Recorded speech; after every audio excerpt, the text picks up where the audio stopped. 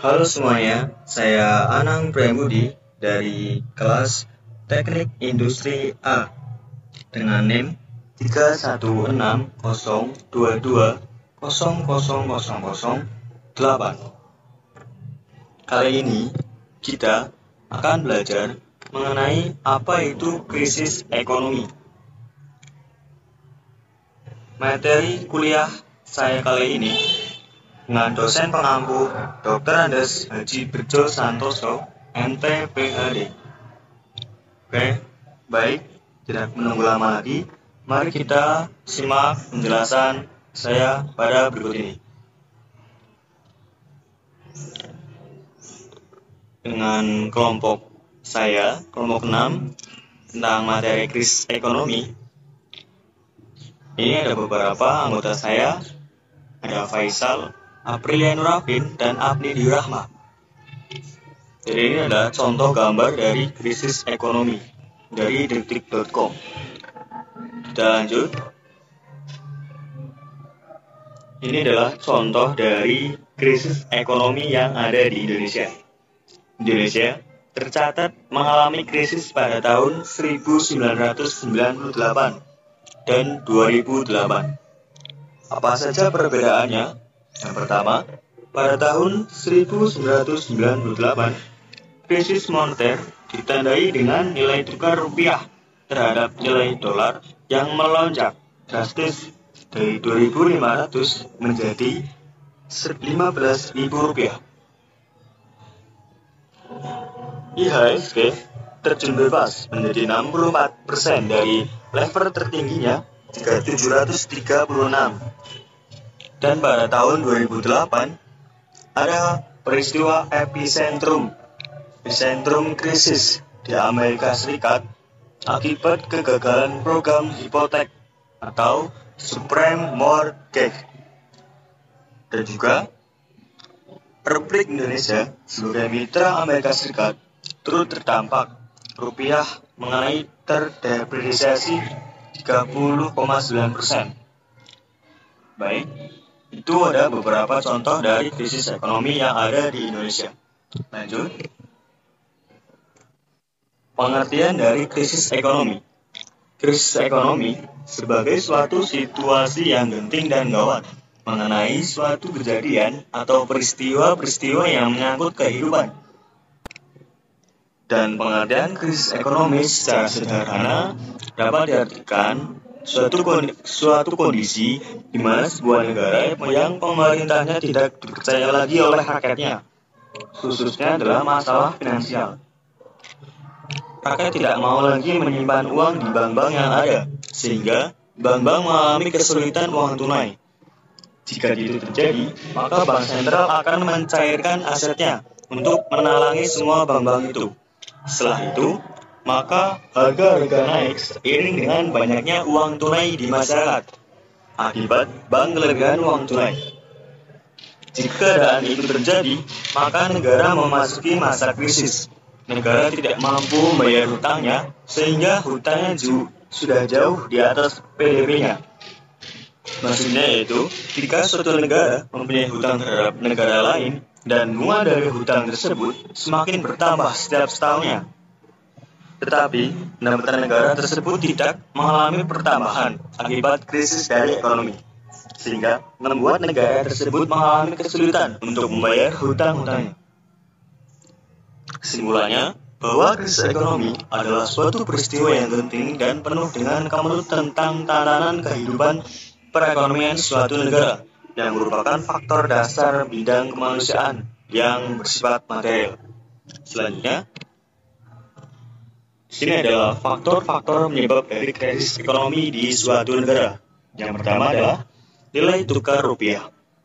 Perubahan nilai tukar rupiah dapat mempengaruhi kondisi ekonomi sebuah negara.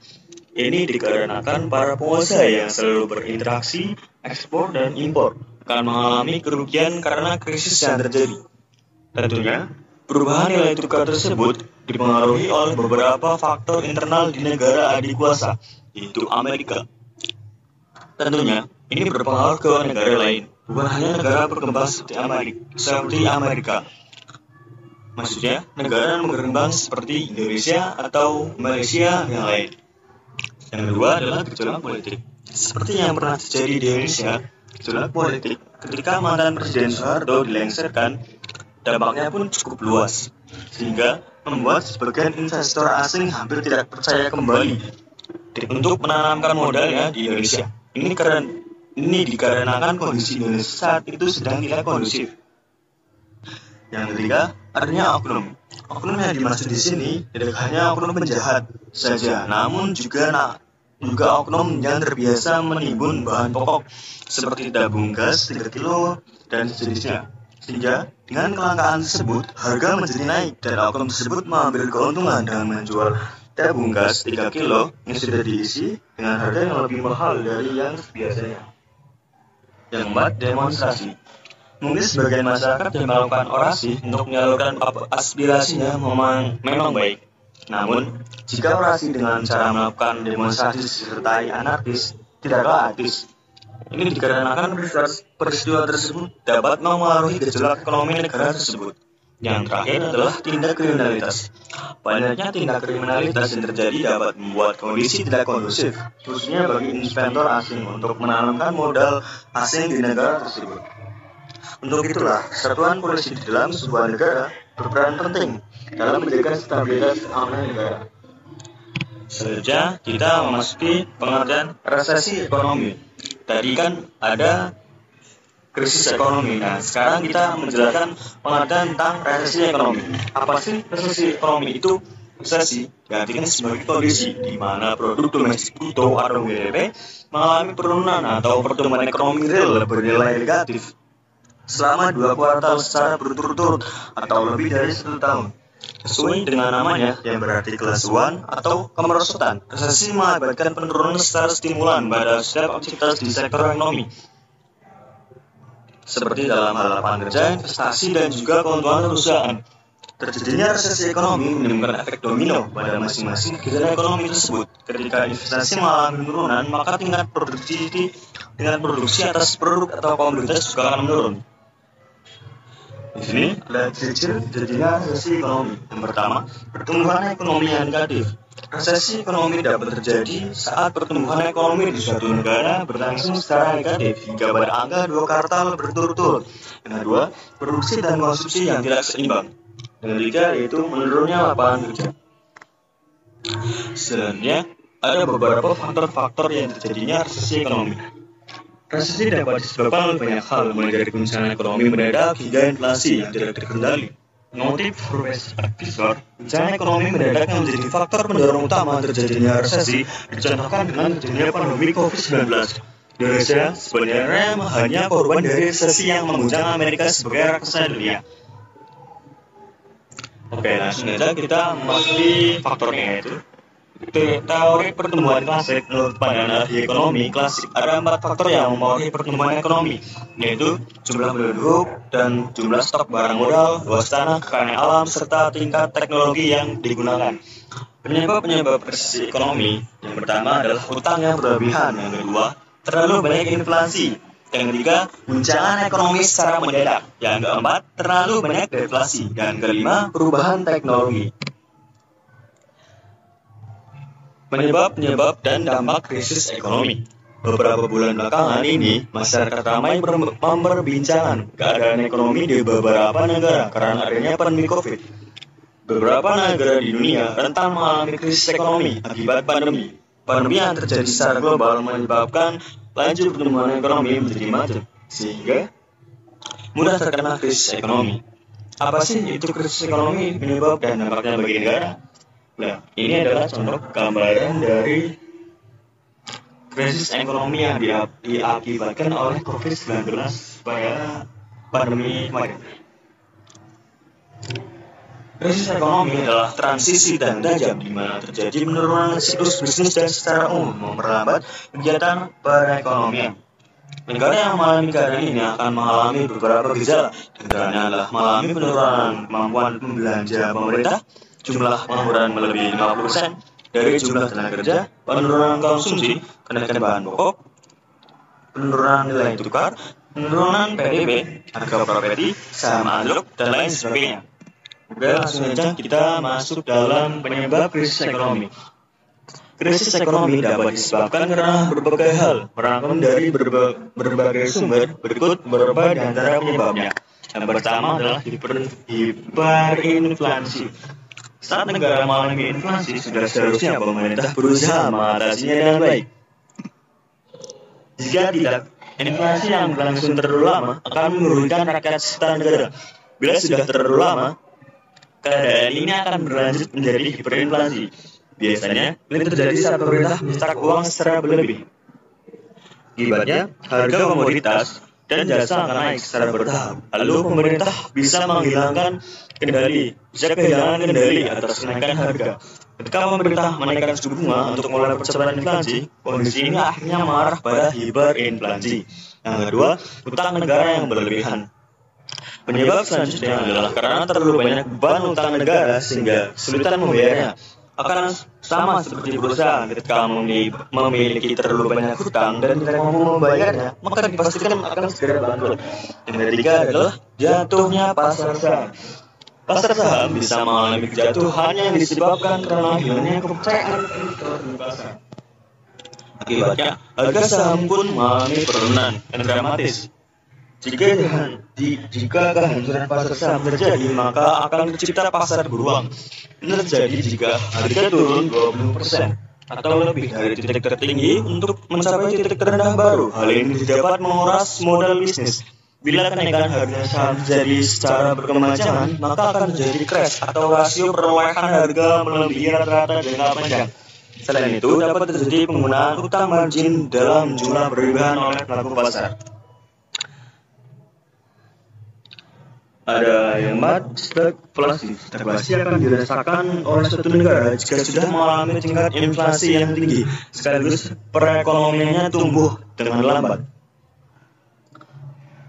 Dampak dari krisis ekonomi. Banyak sekali dampak yang akan dirasakan suatu negara jika sudah terjadi krisis ekonomi, baik pada pemerintah maupun rakyat. Di antaranya yaitu dipastikan banyak perusahaan yang melakukan PHK atau pemutusan hubungan kerja kepada karyawannya. Hal ini dilakukan karena perusahaan tidak memiliki cukup uang untuk memberikan gaji kepada mereka. Setelah PHK dapat dipastikan angka pengangguran akan semakin naik. Kemudian angka kemiskinan juga merajalela karena orang-orang tidak memiliki pekerjaan atau pemasukan. Tidak hanya itu, pemerintah juga akan merasakan sulit dalam memenuhi kebutuhan belanja negara. Harga kebutuhan akan naik secara tajam dan ini menyebabkan masalah baru. Daya beli atau konsumsi akan semakin rendah karena masyarakat kesulitan memenuhi kehidupannya sehari-hari. Jika krisis ekonomi sampai terjadi, dapat dipastikan keadaan suatu negara sangat kacau. Berbagai kejahatan seperti penjarahan dan perampokan akan sangat mungkin terjadi di mana-mana. Oke, mari kita akan lanjut ke dalam masalah dari krisis ekonomi. Yang pertama adalah krisis dari produksi. Krisis produksi adalah termasuk tipe krisis ekonomi yang bersumber dari dalam negeri. Krisis ini dalam bentuk penurunan produk domestik secara mendadak dari sebuah komoditas pertanian, contoh padi atau beras. Yang kedua adalah krisis perbankan. Fase pertama dari efek krisis perbankan adalah kesempatan kerja dan pendapatan menurun di subsektor keuangan. Pada fase kedua, krisis perbankan merembet ke perusahaan-perusahaan yang bergantung pada sektor perbankan dalam pembiayaan kegiatan produksi dan bisnis mereka. Oke, kita akan masuk ke dalam yang ketiga, krisis nilai tukar. Perubahan kurs dari sebuah mata uang dengan krisis apabila kurs dari mata uang tersebut mengalami penurunan atau depresiasi yang sangat besar dan prosesnya mendadak secara berturut-turut atau menerus-menerus. Dampak langsung dari krisis ini adalah pada ekspor dan impor. Depresiasi nilai tukar dari suatu mata uang terhadap mata uang lain membuat daya saing harga dari produk-produk buatan negara dari mata uang tersebut membaik, yang sudah membuat volume ekspor meningkat. Yang keempat, ada krisis modal. Pengurangan modal di dalam negeri dalam jumlah besar atau penghentian bantuan serta peminjaman luar negeri akan menjadi sebuah krisis ekonomi bagi banyak dunia miskin di dunia. Yang kelima adalah krisis perdagangan. Dalam krisis ekonomi yang berasal dari sumber eksternal ada dua jalur utama, yaitu perdagangan dan investasi. Dalam jalur perdagangan internasional ada dua jalur, yaitu ekspor dan impor. Dan dalam jalur ekspor, misalnya ekspor barang, karena krisis sebagai negara eksportir bisa terjadi karena harga di pasar internasional dan komoditas yang diekspor menurun secara drastis atau permintaan dunia terhadap komoditas terus turun. Dalam hal impor, suatu kenaikan harga dunia yang signifikan atau suatu penurunan secara tiba-tiba dalam jumlah yang besar dari persediaan dunia untuk suatu komoditas yang diperdagangkan di pasar global dapat menjadi suatu krisis ekonomi yang serius bagi negara-negara importir jika komoditas itu sangat krusial, misalnya beras atau minyak yang juga sering menjadi komoditas kunci bagi rakyat miskin. Kemudian solusi dari krisis ekonomi itu apa? Yang pertama, kita harus mempersiapkan keuangan. Hal ini diperlukan untuk menghadapi kondisi ekonomi yang semakin tidak menentu dan sedang jatuh. Seperti kita dapat menabung dan mempersiapkan dana darurat. Yang kedua, solusinya adalah mengurangi biaya pengeluaran. Jika bisa, kita harus mengurangi pengeluaran serendah mungkin. Tidak sulit memang untuk membayar tagihan saat kondisi keuangan sedang buruk. Jadi kita harus memprioritaskan pembelian dan pengeluaran khusus barang ya serta hal lainnya yang menjadi kebutuhan pokok dan keluarga. Yang ketiga, mengurangi hutang. Di masa jatuhnya ekonomi negara, semua orang terancam kehilangan pekerjaan dan berbagai aset lain. Maka dari itu, mengurangi dan segera melunasi hutang yang tersisa sebagai upaya untuk menghadapi krisis ekonomi yang sedang jatuh. Yang keempat adalah diversifikasi aset. Yang kelima, memiliki pendapatan tambahan. Setiap pekerja berisiko terkena PHK dan kehilangan sumber pendapatan. Maka dari itu, solusi yang paling aman adalah untuk memiliki sumber penghasilan tambahan yang stabil. Yang keenam, periksa cakupan asuransi. Yang ketujuh, mempersiapkan stok bahan pangan.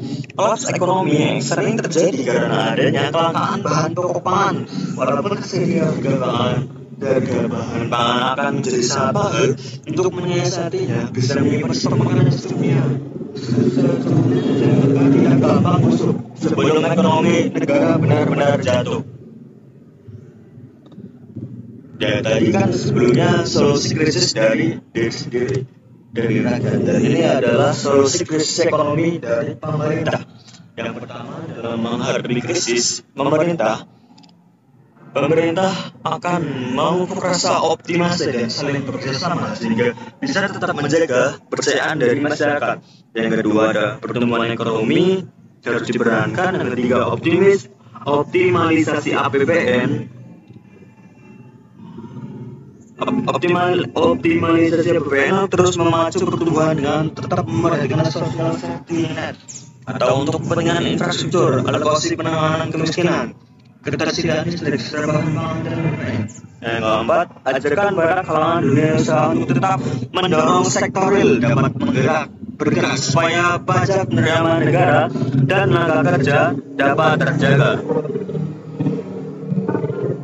Yang kelima, semua pihak lebih kreatif menangkap peluang di masa krisis dan mengamankan pasar di negara-negara tetangga kawasan Asia. Dan karena menggalakkan kembali penggunaan produk dalam negeri sehingga pasar domestik akan berdampak kuat. Yang ketujuh, perlunya penguatan kerjasama lintas sektor antara pemerintah Indonesia, bank dan dunia perbankan sektor swasta. Yang kedelapan, semua kalangan diharapkan untuk menghindari sikap ego. Dan yang kesembilan, memiliki pandangan politik yang non partisan serta mengedepankan kepentingan rakyat di atas kepentingan golongan maupun pribadi, termasuk dalam kebijakan politik. Yang 10, melakukan komunikasi yang tepat dan baik pada masyarakat. Kepala negara juga memandang peran pers dalam hal ini sangat penting karena memiliki akses informasi pada masyarakat. Baik, terima kasih dari saya. Sekian. Wassalamualaikum warahmatullahi wabarakatuh. Semoga materi ini dapat memberikan manfaat dan bisa menjelaskan apa itu dari krisis ekonomi, dan semoga lebih jelas dan paham mengenai resesi dan krisis ekonomi di materi. Terima kasih dari saya.